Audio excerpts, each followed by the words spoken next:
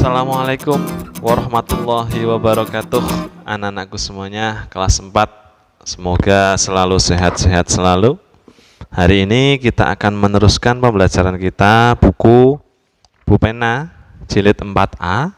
Kalian buka terlebih dahulu halaman 60. Nah, di halaman 60 ini ya ada gagasan pokok dan gagasan pendukung dalam teks lisan bagian 2. Nah, di sini menceritakan tentang permainan tradisional Indonesia mengajarkan kita banyak hal, antara lain kerjasama, kejujuran, dan kekompakan, juga ketangkasan.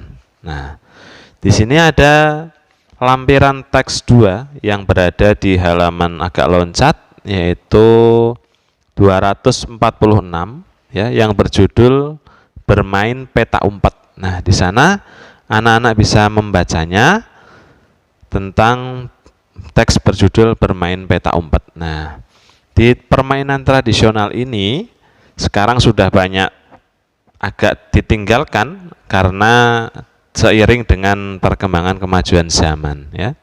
Nah, antara lain ada beberapa permainan tradisional yang kita ketahui bersama. Yang pertama ada loncat tali ya, kemudian ada peta umpet, ada juga permainan tradisional jamuran, kemudian ada permainan dakon ya, dakon itu biasanya anak perempuan yang sering main, dan masih banyak lagi permainan-permainan tradisional, misalnya bakiak ya, bakiak yang biasa digunakan untuk lomba 17 Agustusan, biasanya itu bakiak. Kemudian ada lagi enggrang ya, permainan enggrang yang kita berjalan di atas bambu ya.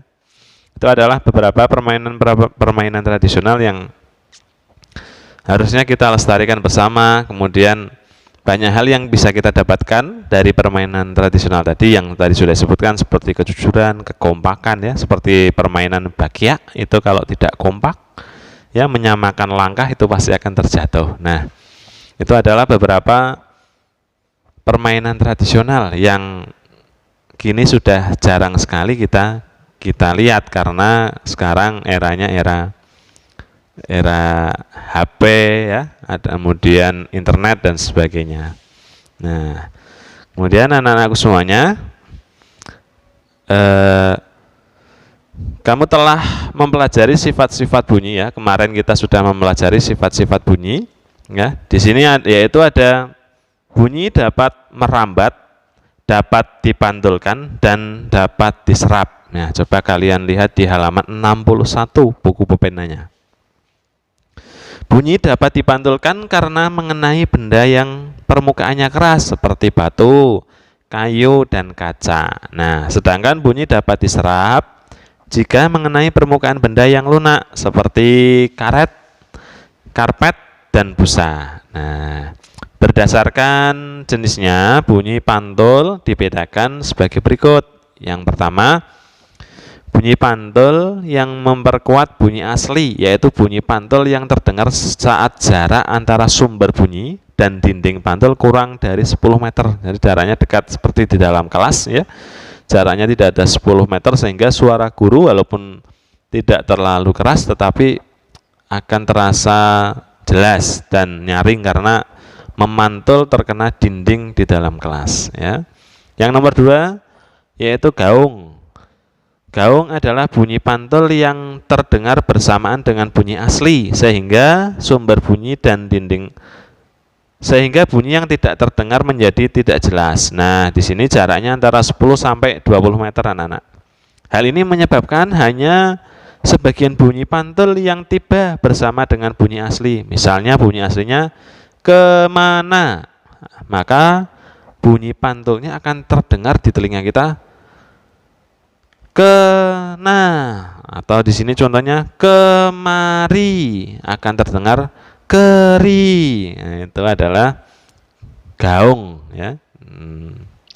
Selanjutnya yang nomor 3 adalah gema. Gema itu apa? Gema adalah bunyi pantul yang terdengar setelah bunyi asli. Gema terdengar saat jarak antar sumber bunyi dan dinding pantul lebih dari 20 meter. Gema sering terdengar jika kita berteriak di gua, lembah, dan bukit yang jaraknya jauh, permukaannya keras dan rapat. Nah, di sini contohnya ketika kita berteriak di gua atau di ruang yang hampa yang jauh, bunyi aslinya kemari akan terdengar kemari, ri. Nah, akan bergema. Itulah bunyi pantul ini dapat dimanfaatkan untuk mengukur kedalaman laut, mengetahui kedudukan kapal selam, dan mengetahui letak ikan di dalam laut. Ini juga fungsi dari bunyi pantul. Nah, selain itu bunyi juga dapat dirambatkan seperti yang Ustaz lakukan ini menggunakan sebuah mikrofon. Ya, fungsinya agar bunyi yang keluar dari dalam mulut ini akan menyalur melalui kabel kemudian masuk ke dalam handphone untuk merekam sehingga suara yang didengar oleh kalian sekarang ini terlihat sangat jelas karena menggunakan alat yang namanya mikrofon. Itu adalah salah satu alat untuk menghantarkan bunyi yang keluar. Nah, anak-anakku semuanya, masih kita membahas di halaman 62. Di sini ada pendampingan pembelajaran yang keempat ya, yaitu tujuan dan manfaat kerjasama. Ini muatan PKN ya. Setiap pekerjaan kelompok akan cepat selesai jika dilakukan dengan kerjasama. Nah, kerjasama bertujuan untuk mencapai kesepakatan bersama dan menghargai satu sama yang lain. Kerjasama juga memiliki manfaat seperti membuat pekerjaan lebih mudah dan cepat selesai, dapat menyelesaikan kesulitan bersama, serta meningkatkan persatuan dan kesatuan. Itulah contoh dari kerjasama, manfaat dari bekerjasama di dalam melaksanakan kerja kelompok ya. Nah, begitu harapannya dari Ustadz, anak-anak seringlah bekerja sama walaupun di rumah misalnya juga bisa bekerja sama dengan adik, dengan kakak, dengan orang tua ya. Sehingga pekerjaannya akan lebih cepat selesai. Nah, pada halaman 65 ini, halaman 65 ya. Pementasan. Nah, pementasan. Pementasan adalah kegiatan menampilkan suatu karya seni yang bertujuan untuk menghibur penonton. Salah satu pementasan yang biasa dilakukan adalah pementasan tari. Sebelumnya kamu sudah mempelajari gerak dasar tari beserta lagu lir-ilir. Ya, masih ingat ya lagu lir-ilir? Lir-ilir, tandure wong sumilir ta ijo. Ya, sampai selesai. Nah, sebelum melakukan pementasan tari, ada beberapa hal yang harus diperhatikan. Yang pertama, gerakan-gerakan dasar tari harus dihafal dengan baik. Nah, sebelum pentas harus menghafalkan gerakannya dulu. Kemudian, kelengkapan tari harus dipersiapkan dengan cermat. Misalnya, kostumnya. Nah, kostumnya harus sesuai dengan lagu dan tari yang ditampilkan. Serta alat yang diperlukan untuk menari, alat-alatnya ya. Misalnya kalau menggunakan suara soundnya disiapkan atau dengan alat manual ya, juga perlu dipersiapkan terlebih dahulu. Nah, saat mementaskan tari, perhatikan hal-hal berikut. Yang pertama, gerakan dan teknik menarinya. Semua gerakan yang ditunjukkan saat menari harus sesuai dengan ketentuan tarian. Sikap tubuh sesuai dengan tarian yang dibawakan. Sikap tubuhnya sesuai ya. Gerakan tari yang dibawakan sesuai dengan irama dan gerakan yang dibawakan sesuai dengan tempo tarian. Sehingga tarian yang ditampilkan itu harmonis sesuai gerakan, ekspresi, kemudian juga sesuai dengan irama yang disajikan.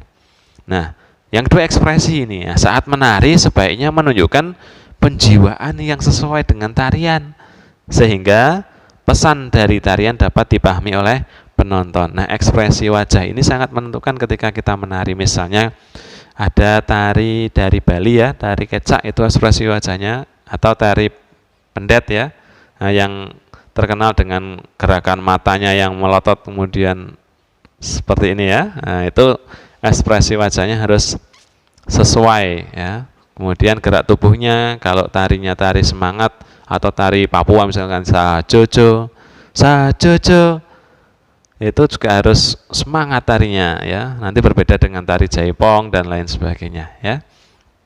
Nah, itu adalah untuk gerak dalam menari yang perlu diperhatikan oleh anak-anak semuanya. Baik, anak-anakku, sekarang halaman 66, kalian buka lagi. Nah, di halaman ini ada bentuk-bentuk keragaman daerah asal. Nah, kamu dan teman-teman memiliki daerah asal yang berbeda.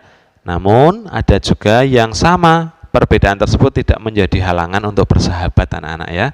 Ada anak-anak yang berasal dari Jawa Timur ya, ada yang berasal dari Jawa Barat, Jawa Tengah, dari Jogja, dari Solo, dari Sumatera, dari Papua, bahkan dari Arab ya. Nah, itu tidak menghalangi kita untuk bersahabat dan berteman. Nah, ingat, keragaman dari setiap daerah meliputi suku, bangsa, bahasa daerah, rumah adat, pakaian tradisional, senjata tradisional, alat musik, dan agama. Jadi Indonesia ini banyak sekali beragam suku, beragam daerah, beragam pakaian tradisional, alat musik, dan agamanya juga ya. Nah, misalnya di sini di halaman 66 carilah informasi tentang keragaman suku, bangsa, daerah temanmu ya. Misalnya Ustadz punya teman dari Jawa Barat.